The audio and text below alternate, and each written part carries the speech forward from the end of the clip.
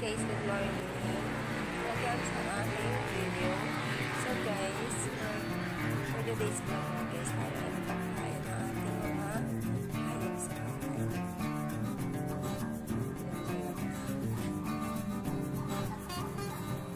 So parang po ako tayo ng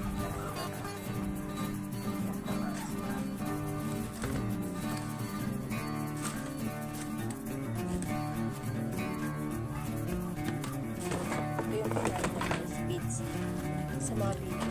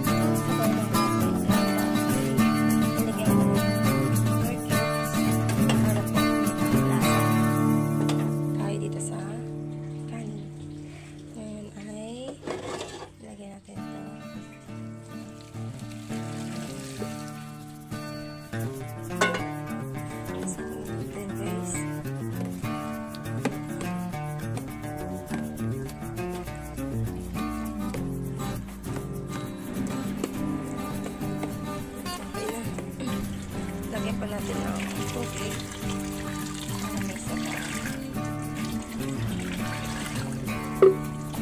Tapos lagyan na natin po ng konting asin guys.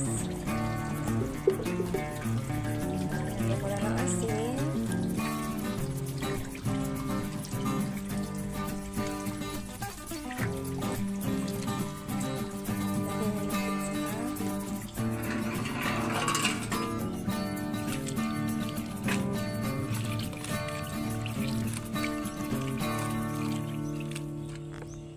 Ayun sa kanya. O, puti, kumain ka na. Ang kulit niya. Ito na sa inyo. Ito. Ito mga aso na ito, maliliit guys. Ito yung dalawa guys na anong aso na. Ayan guys, dito naman tayo sa aking alagang aso. Kay Lucky. Pakainin natin. So, ayan na nga siya guys. Belgian yan siya guys. Belgian dog. And so, tapos na tayo kumain. Tapos na ako guys magpakain.